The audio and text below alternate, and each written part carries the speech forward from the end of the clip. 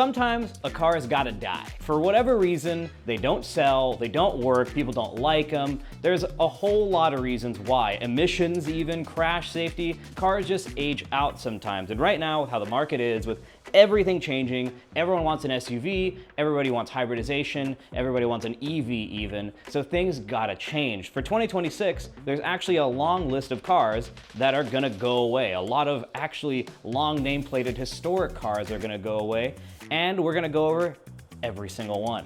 Welcome to Listicles. Starting with one that I have a personal beef with, which is the Acura TLX. I do not like that car. I just drove the TLX Type S, and I thought it was simultaneously excellent and terrible. That infotainment deserved to die, frankly. Everything else about it, the 10-speed transmission, the really bad powertrain calibration, all that stuff just wasn't gonna make it. This is one of the examples of a car that died because it's not good enough. It just didn't sell, people didn't buy into it, and because the BMW M340i existed, it just had no place in this world. So that's one for sedans gone. The next one on the list is the Audi A4, which is actually surprising to hear because we've had A4 since the 90s. They're really one of the oldest running things ever, next to a BMW 3 Series and a Mercedes C-Class. A4 is going away because Audi's renaming all their stuff in a really dumb way. It's now like an A5, which is going to be the new sedan, which is a sportback, and the A6 is not a sedan. The naming structure is really confusing. The A4 is still happening, it's just not called an A4 anymore, but it's not around for 2026. And the other thing that's dying because of that is the A7 and the S7, which is now an A8, I guess. It's just all changing because the A7 was a sportback and the A8 is a sedan. The A4 is dying because it's just a sedan, and apparently people don't want just sedans anymore, even though the M340i has an argument against that and the C-Class. Where the A7 is dying because I guess people didn't buy it because it's a sportback. It's actually not just a sedan, the A8 is a sedan. It's changing all because Audi's lineup is gonna go electrified, hybrid, there's a whole new generation of electronics, there's a lot of stuff going on at Audi. Nobody understands what's happening. Both are dying, kind of. They're actually still existing. There's gonna be a way you can get them. They're just gonna be called something else now. We got 4 BMWs that are dying. We have the X4, the M8, and the 8 Series, and the XM. Not technically the XM, it's just one version of the XM dying. So the X4 is dying because it's stupid. Nobody asked for more than X3 and less than X5. Who wants a coupe SUV? There's also, I'm gonna skip the list real quick because what else is dying is the Mercedes GLC and GLE coupe, both of which are also stupid. Who buys an SUV and says, no, I want less roof and less trunk space and less rear passenger headroom? Who wants these things? But the 8 Series dying is actually such a shame, and the M8, because those are the best 2 cars I think they might make right now. The M3 is really great, but the M8 had something that the M5 didn't. It was really special to drive. It had such a great sound and such a great character. And the 8 Series too, even a normal M850 was such a lovely tour, so comfortable, so quiet. And I guess it's just old. It's just been around for such a long time. If you remember, there was once a BMW M8 GTE, which is also known as Big M8 because it was the biggest race car on the track. Super cool and historic car for BMW. I think we'll remember it fondly. Then the XM. The XM is dying just because nobody wanted the base version. Everyone wants the label red or label black or whatever they're calling it now. Pretty much the high horsepower hybridized version. Even then, XM sales are pretty rough.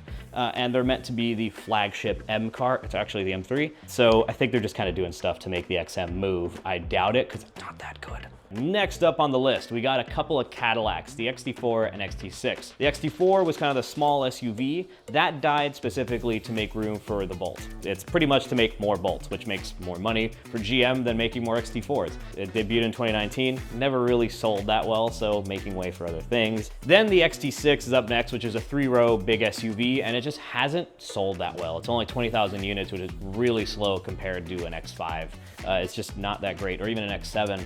People don't buy the things, and they've been a slow seller, which also leads to maybe, we don't know yet, the XT5 being dead next year. It's really interesting that Cadillac can produce 3 SUVs and have them not sell whatsoever, and they're kind of moving them along for the new IQ line, all the EV stuff. I think that's where Cadillac's future really is going, which sucks because I wish they'd build more CT5 Blackwings that we could all buy, because those are great cars. Anyways, point being is, XT4, XT5, and XT6, if you really want one, you could fly to China and buy one. Literally, they're gonna continue there because they love them over there. Next up, we got the Chevy Blazer gas version. Now there's only gonna be the Blazer EV because that's what they want. The gas Blazer kind of sells okay, but they want to move towards the electrified future, improve their cafe standards, their corporate average fuel economy standards, and the EV is just going to overtake it. It's just going to be the thing now. That's going to be the way you get a Blazer. Next up is the Ford Escape, which has an asterisk because it's not quite going to be dead everywhere. You're going to be able to get it in some states, but it's definitely dying. They're kind of shuffling it out, you know, to make room for the bigger stuff, for the Explorers, the Expeditions. Escapes just haven't sold that well in the last few years. If you do want to buy an Escape next year, you won't be able to buy it in California, Massachusetts, New York, Oregon, Vermont, or Washington. So every other state, apparently, you'll be able to buy one. Next up is a Genesis, which is such a young brand. I'm surprised to see a car dying, but the Genesis Electrified G80, which is a terrible name. It should be the Genesis G80 Electrified. That's the first problem with it, why I'd cancel it. The second problem is they only sold 500 of them in 2024, which is none. That's just not justifying the cost of building the car, so it's leaving the building. And it's been on the market since 2021, which I'm really surprised. I thought it only just debuted recently. I just never see them anywhere, and they weren't compelling. They didn't have great range, or they weren't really a great, you know, EV. It was just not the product Genesis needed, so bye-bye. So we have two Infinitis, the Infiniti QX50 and QX55, both dying in favor of slightly larger versions of both. They're gonna go with the QX60 and just kind of go up with it. Even though the QX50 was actually Infiniti's best seller, it was in need of an update. It was just time for things. They sold over 10,000 of them, which in the luxury SUV market isn't that great, which is probably why they're phasing it out for a larger SUV. And Infiniti's going through a whole thing right now where they're making new models, doing a whole new design language, so it's just kind of time for it to die. The next car is a very sad death, kind of-ish, half sad death. The Lexus LC Hybrid. You start that sentence with Lexus LC, which is one of the greatest cars ever, and you end it with hybrid, which is one of the worst words ever.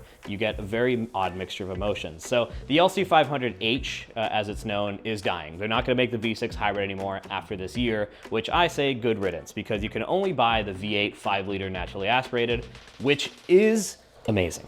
I love that V8, I love that car, I love the LC500, and now you can't buy the bad one. You look at a used car sales website, and all of them are V8s. Nobody bought hybrids, and the hybrids are worth pennies because that's not the point of the LC. The point of the LC was always that V8, and the fact that, you know, Yamaha tuned the exhaust system, and it's just an object of complete Japanese majesty, and the V6 is not that. LC hybrid dead, great. Sad, Lexus RC and RCF dying. That's pretty sad. That's gonna be the last of the F cars that have existed since the ISF debuted in 2008, and then the RCF happened, you know, about 2016, 17. RCF's pretty old, and the RC is pretty old, and it was Lexus's kind of weird middle luxury coupe, and it was always an okay car. There was just a lot of charm about the RCs. Not the best Lexus you can buy, let's say, but we love that they existed, and we're sad that the RCF is dying, which means the F brand is kind of done after this. All there is the IS 500 F Sport, which is also probably not gonna last that much longer, and soon that V8 is just not gonna exist, and we're gonna have the Lexus LFR, which is the whole 4-liter twin turbo,